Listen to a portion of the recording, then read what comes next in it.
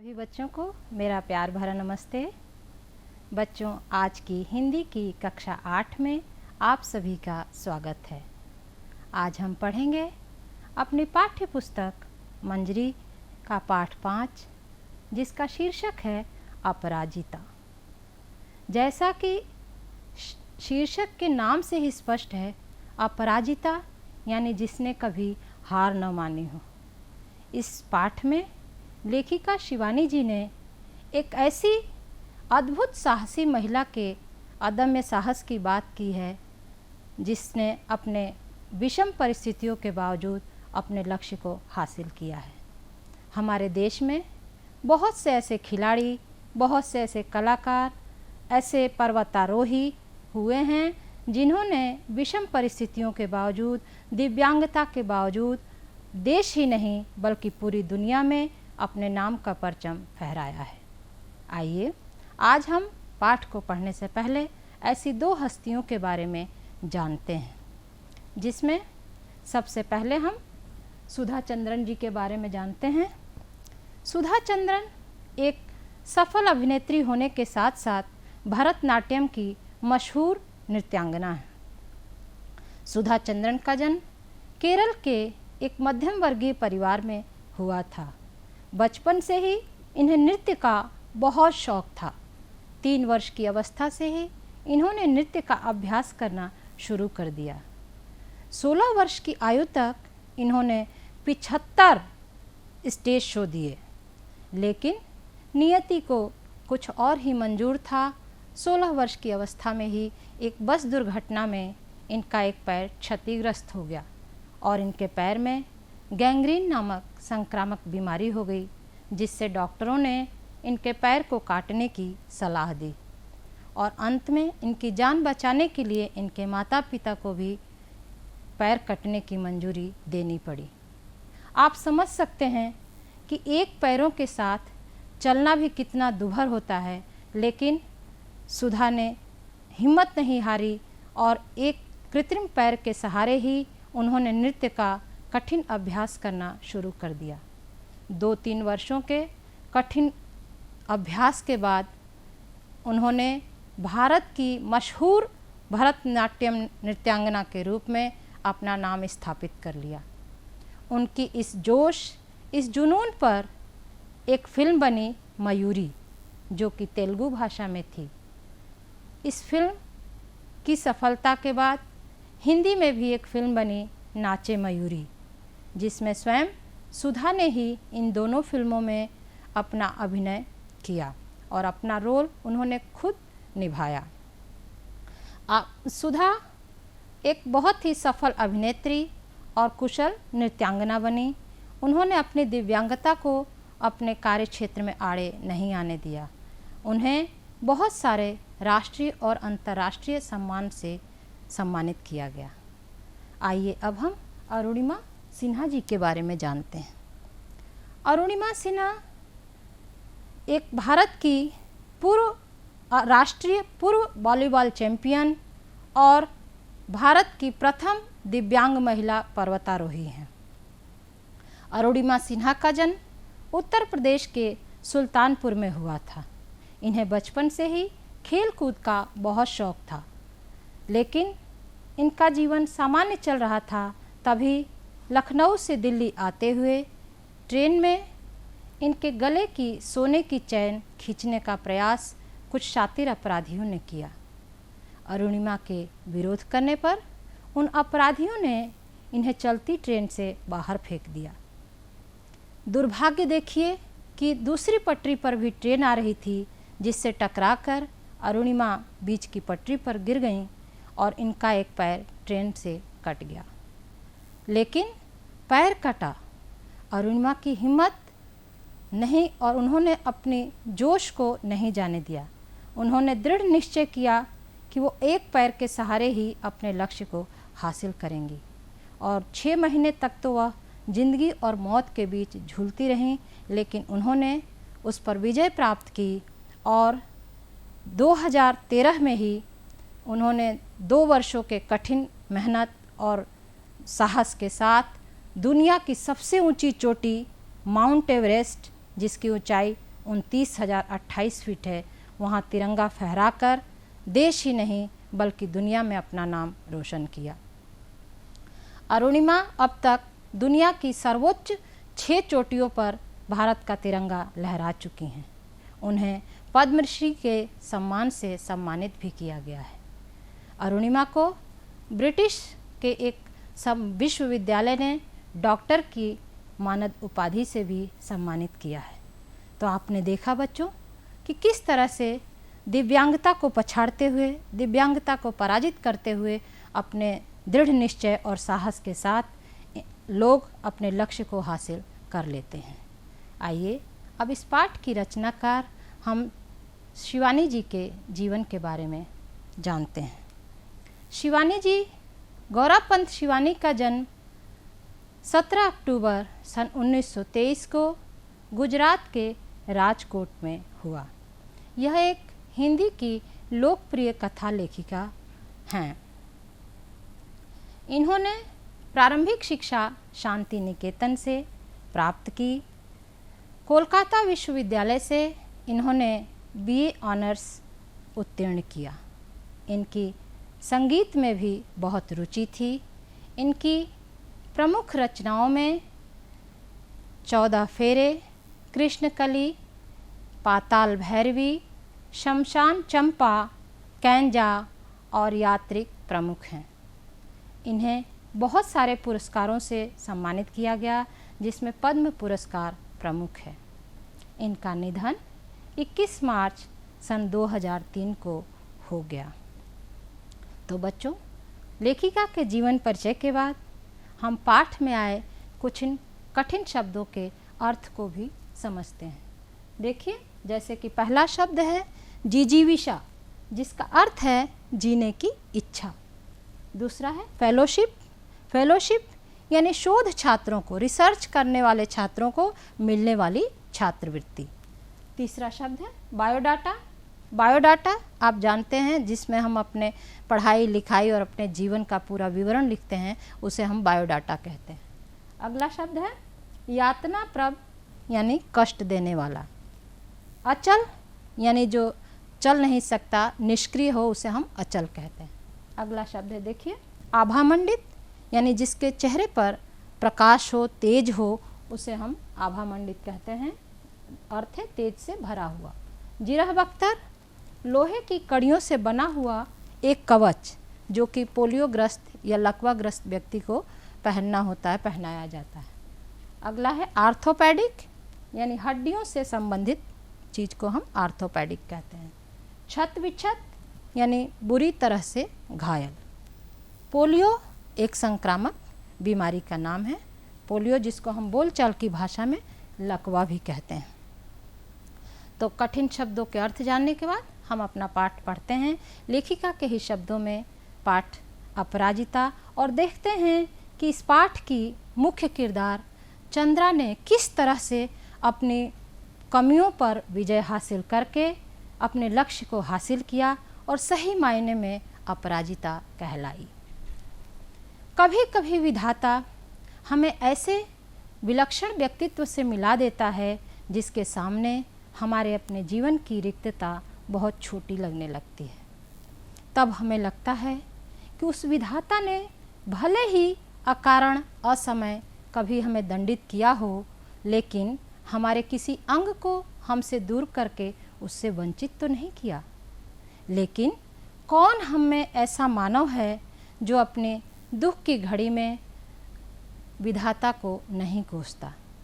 लेकिन यह लड़की जिसको नियति ने कठोर दंड दिया है, लेकिन फिर भी वह आनंदमयी मुद्रा में हंसते हंसते उसे झेल रही है, विधाता को कोस कर नहीं।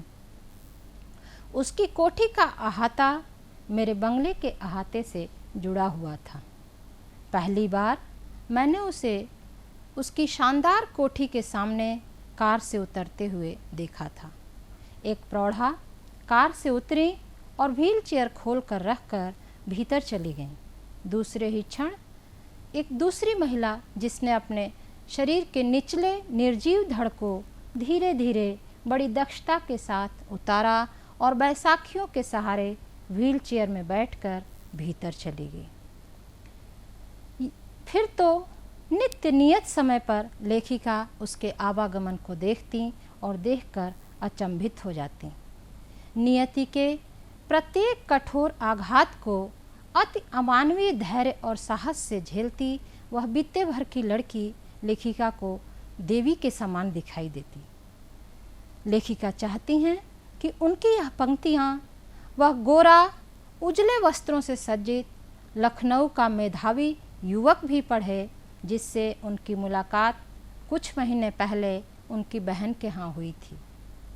वह युवक IAS का परीक्षा देने इलाहाबाद गया था।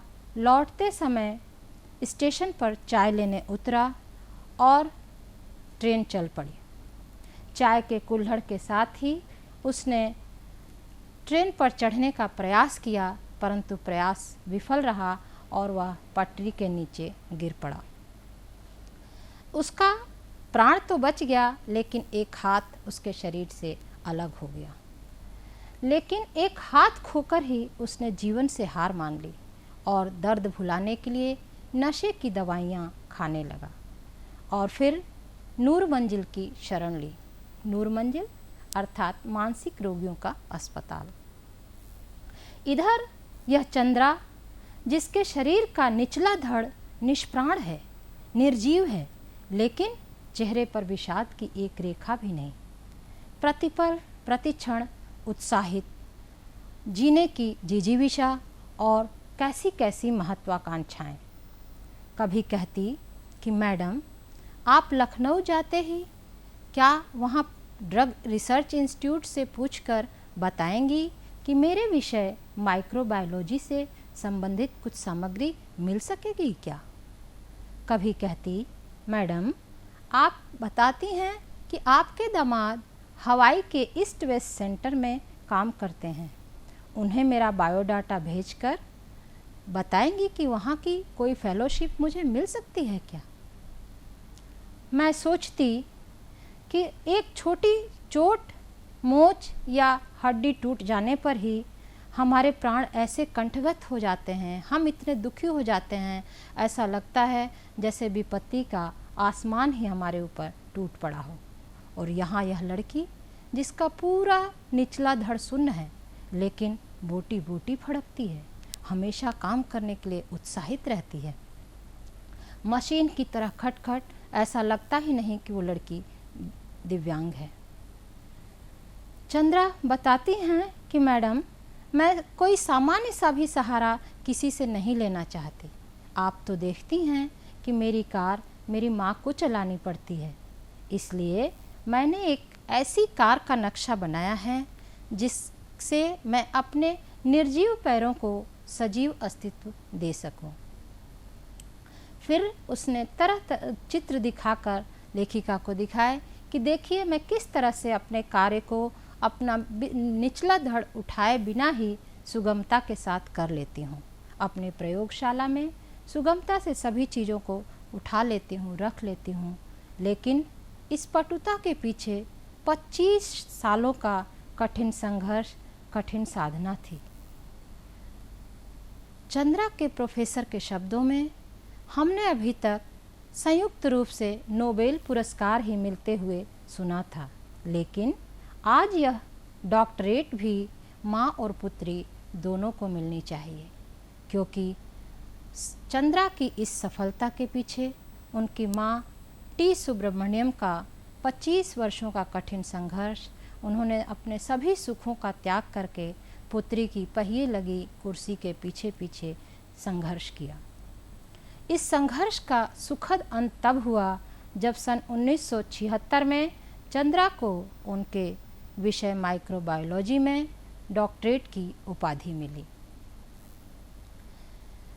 चंद्रा की माँ शारदा सुब्रमण्यम लेखिका से बताती हैं कि जब सामान्य ज्वर के चौथे दिन ही चंद्रा को पक्षाघात हुआ और उसके गर्दन से नीचे का धड़ निर्जीव, निष्क्रिय हो गया, अचल हो गया। यह देखकर घर में सभी लोग भयभीत हो गए। बड़े से बड़े डॉक्टरों को दिखाया गया, लेकिन सभी डॉक्टरों ने एक स्वर में जवाब दिया कि अब आपकी पुत्री का गर्दन से नीचे का शरीर नहीं हिल सकेगा। आप व्यर्थ पैसा बर्बाद मत कीजिए। यह कहते कहते शारदा सुब्रमण्यम का गला अवरुद्ध हो जाता है, भर जाता है। वह धीमे स्वर में कहती हैं कि उस समय तक मेरे गर्भ में इसका भाई भी आ चुका था, लेकिन मैंने कभी भी परमात्मा से इसके लिए यह नहीं कहा कि हे प्रभु इसे उठा लो, इसके इस जीवन से तो मौत भली। मैंने सदा ही इसके जीवन की भीख मांगी। बेंगलोर के एक प्रख्यात आर्थोपेडिक के बारे में जानकारी मिली। 1 वर्षों तक चंद्रा का कष्ट साध्य उपचार चला और अचानक ही एक दिन उसके शरीर के ऊपरी भाग में गति आ गई। नन्ही उंगलियां माँ को बुलाने लगी। फिर तो शारदा सुब्रमण्यम ही अपनी बेटी की स्कूल बनी। धीरे धीरे सहारा देकर उसे बैठाना शुरू किया। पुत्री की मेधावी विलक्षण बुद्धि को देखकर वह अचंभित हो जाती। ऐसा लगता जैसे स्वयं सरस्वती उसके जिह्वाग्र पर आकर बैठ गई हों। फिर तो शारदा सुब्रमण्यम को बेंगलोर के माउंट कार्मेल स्कूल में प्रवेश के लिए लगभग धरना ही देना पड़ा। मदर ने कहा कि मिसेस सुब्रमण्यम, आपके प्रति हमारी पूरी सहानुभूति है, लेकिन आपकी पुत्री की व्हील चेयर को लेकर कौन पीरियड दर पीरियड परिक्रमा करेगा। मिसेस सुब्रमण्यम ने कहा कि आप मैडम प्रवेश दीजिए, मैं अपनी पुत्री की पहिए लगी कुर्सी के साथ पीरियड दर पीरियड परिक्रमा करूंगी। चंद्रा ने फिर सभी कक्षाओं में सर्वोच्च स्थान प्राप्त कर स्वर्ण पदक हासिल किए। बीएससी और प्राणी शास्त्र में एमएससी कर बेंगलोर के इंस्टीट्यूट में रिसर्च साइंस इंस्टीट्यूट में अपने लिए स्पेशल सीट अर्जित की। प्रोफेसर सेठना के निर्देशन में 5 साल तक बड़ी धैर्य, लगन और निष्ठा के साथ शोध कार्य किया। फिर तो उनके माता पिता ने पेंसिल्वानिया से व्हील चेयर ऐसी मंगवाई जिसमें बैठकर चंद्रा अपने सारे काम सुगमता से स्वयं कर लेती। जिरह बख्तर से जकड़ी चंद्रा मुस्कुराती हुई लेखिका को ऐसी लगती जैसे कि रण क्षेत्र में छत विछत राणा सांगा का शरीर और मुख उनका आभा मंडित। चंद्रा लेखिका से अपनी कुछ कविताएं दिखाते हुए कहती हैं कि मैडम, आप तो कविताएं लिखती हैं, देखिए इन कविताओं में कुछ दम है क्या। जब लेखिका ने उनकी कविताएं देखी तो लेखिका की आंखें भर आईं, क्योंकि जो दर्द, जो पीड़ा चंद्रा के चेहरे पर कभी नहीं दिखाई दी, वो पीड़ा उन कविताओं में अनायास ही झलक आई थी। चंद्रा ने कुछ कढ़ाई सिलाई के नमूने भी दिखाए। ऐसा लगता उनके काम को देखकर जैसे उनके हाथ पैरों का भी काम करते हैं। चंद्रा को भारतीय और पाश्चात्य दोनों संगीत में रुचि थी। अपनी निर्जीव टांगों पर रखकर चंद्रा ने लेखिका को एल्बम दिखाई जिसमें प्रधानमंत्री को सलामी लेती डॉक्टर चंद्रा, राष्ट्रपति से पुरस्कार लेती डॉक्टर चंद्रा, लेदर जैकेट में बैसाखियों के सहारे डॉक्टरेट ग्रहण करती डॉक्टर चंद्रा, स्वर्ण गर्ल गाइड में स्वर्ण कार्ड पाने वाली पहली दिव्यांग बालिका थी डॉक्टर चंद्रा। डॉक्टर चंद्रा एक शल्य चिकित्सक बनना चाहती थी। सभी कक्षाओं में सर्वोच्च अंक आने के बाद भी वह शल्य चिकित्सक नहीं बन पाए। उन्हें कहा गया कि उनका निचला धड़ निर्जीव है, इसलिए वह डॉक्टर नहीं बन सकती। लेकिन चंद्रा के प्रोफेसर के शब्दों में कहते हैं कि मुझे यह कहने में तनिक भी हिचकिचाहट नहीं कि जो चिकित्सा ने खोया वह विज्ञान को प्राप्त हुआ, क्योंकि चंद्रा एक मेधावी थी। डॉक्टर चंद्रा जो एल्बम दिखा रही थी उसके आखिरी पृष्ठ पर उनकी जननी का एक बड़ा सा चित्र जो जेसी बेंगलोर द्वारा एक पुरस्कार ग्रहण कर रही थी, वीर जननी का पुरस्कार। उनकी बड़ी बड़ी आँखों में माँ और पुत्री दोनों की व्यथा साफ दिखाई दे रही थी। उन्होंने नाकों में हीरे की लौंग, बालों में पुष्पवेणी और उनके अधरों पर विजय का उल्लास साफ दिखाई दे रहा था। लेखिका के कानों में उनकी कही बात आज भी गूंज रही है कि ईश्वर सब दरवाजे बंद नहीं करता, एक दरवाज़ा बंद करता है तो दूसरा अवश्य खोल देता है। आशा है बच्चों आप सबको ये पाठ बहुत अच्छी तरह समझ में आ गया होगा। आइए अब हम इस पाठ को समझने के बाद कुछ प्रश्नों के द्वारा जानते हैं कि आपने पाठ को कितनी अच्छी तरह से समझा है। तो बताइए, पहला प्रश्न है, लेखिका क्यों चाहती थी कि लखनऊ का युवक उनकी पंक्तियाँ पढ़े? आपको समझ में आ गया, क्योंकि लखनऊ का युवक अपना एक हाथ खोकर ही अपने जीवन से हार मान बैठा, जबकि दूसरी तरफ चंद्रा, जिसका निचला धड़ पूरा निर्जीव था, लेकिन साहस, उत्साह, दृढ़ इच्छा शक्ति के द्वारा उसने अपने लक्ष्य को हासिल कर लिया। तो लेखिका चाहती थी कि लखनऊ का युवक अपने नकारात्मक विचारों से उबरकर निकलकर सकारात्मक विचारों के साथ चंद्रा की उन पंक्तियों को पढ़े। दूसरा प्रश्न है, डॉक्टर चंद्रा की कविताएं देखकर लेखिका की आंखें क्यों भर आईं? बताइए। बिल्कुल सही सोच रहे हैं आप लोग।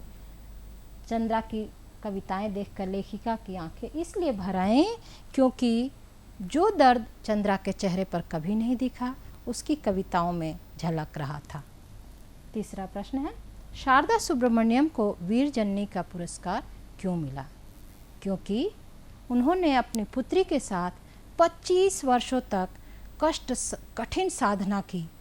25 वर्षों तक अपने सुख का त्याग करके पुत्री की पहिए लगी कुर्सी के साथ साथ उसको उच्च शिक्षा दिलाने के लिए अथक प्रयास किया। आइए अब हम करते हैं इस पाठ की भाषा की बात, और उसमें सबसे पहले जानते हैं वाक्य के बारे में।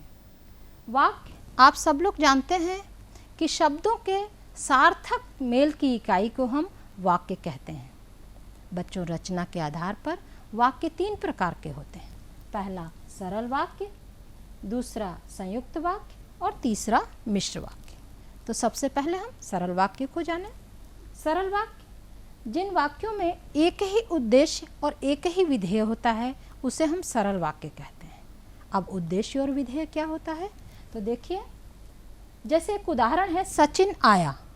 अब जिसके बारे में बात कही जाए वो उद्देश्य, और उद्देश्य के बारे में जो कुछ कहा जाए उसे हम विधेय कहते हैं।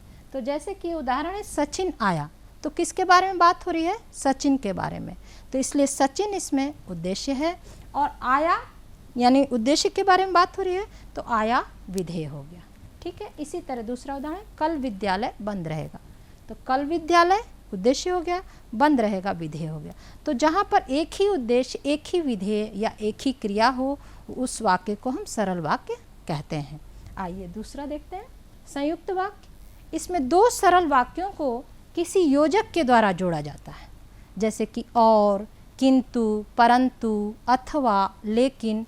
इस तरह के योजक शब्दों के द्वारा 2 सरल वाक्यों को जब जोड़ा जाता है तो उस वाक्य को हम संयुक्त वाक्य कहते हैं। देखिए, मोहन स्कूल जाता है और मन लगाकर पढ़ता है।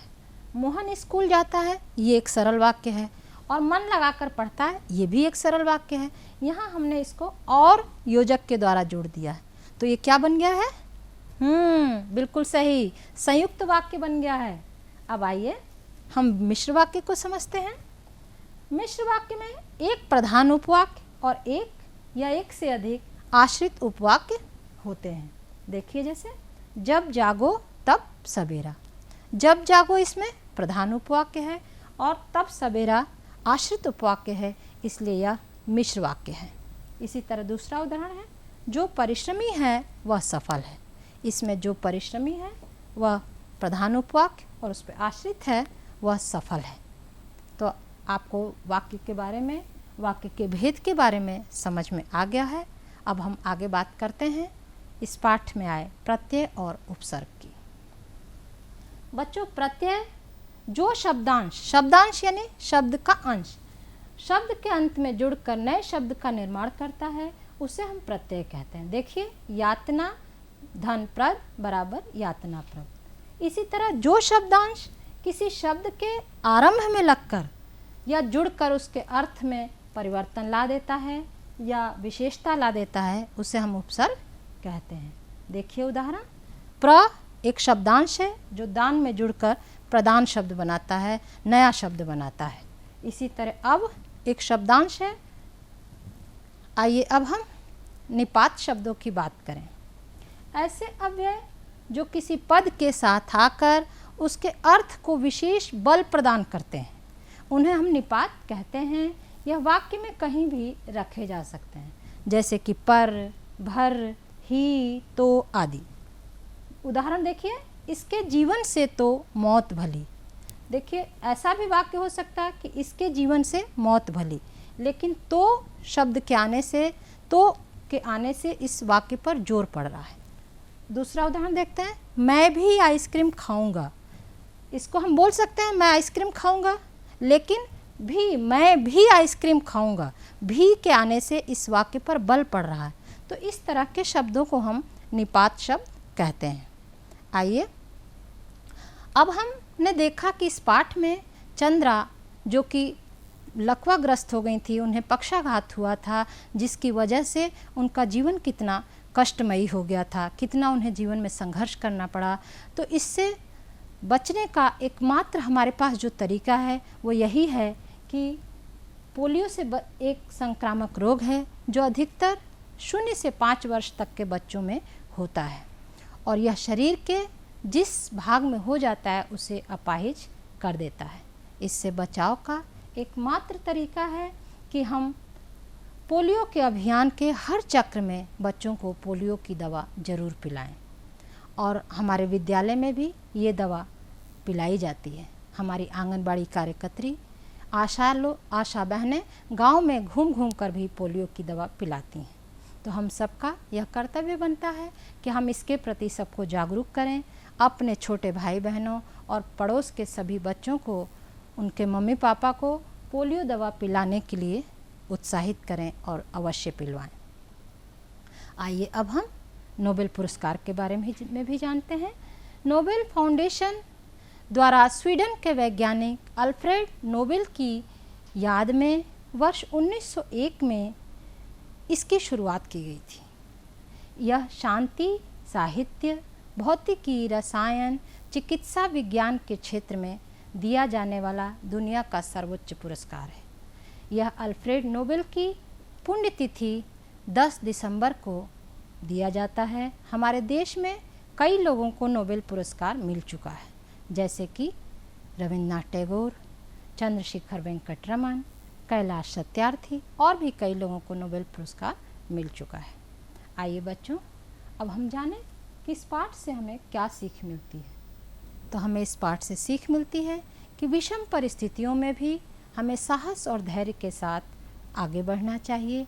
कितनी भी बड़ी विपत्ति हो, यदि हम धैर्य के साथ काम करते हैं तो हम सफल जरूर होते हैं, और भगवान एक रास्ता बंद करता है तो दूसरा जरूर खोल देता है। इसी के साथ अब आज का कक्षा समाप्त होती है। हम बात करते हैं आपके लिए कुछ प्रश्नों की, जिसे आपको स्वयं करना है। पहला प्रश्न है कि आप किन्हीं 2 सफल दिव्यांग लोगों के बारे में चित्र सहित जानकारी एकत्र करेंगे। दूसरा है कि साहस या धैर्य से संबंधित आप किसी कविता को लिखेंगे। तीसरा प्रश्न है कि आपके आसपास यदि कोई दिव्यांग व्यक्ति है जिन्होंने किसी क्षेत्र में सफलता हासिल की है, तो उनके सफलता के बारे में, उनकी दिव्यांगता के बारे में भी आप जानकारी एकत्र करेंगे। इसी के साथ आज की कक्षा समाप्त होती है। धन्यवाद। आगे हम फिर नए पाठ के साथ आपसे फिर मिलेंगे। धन्यवाद।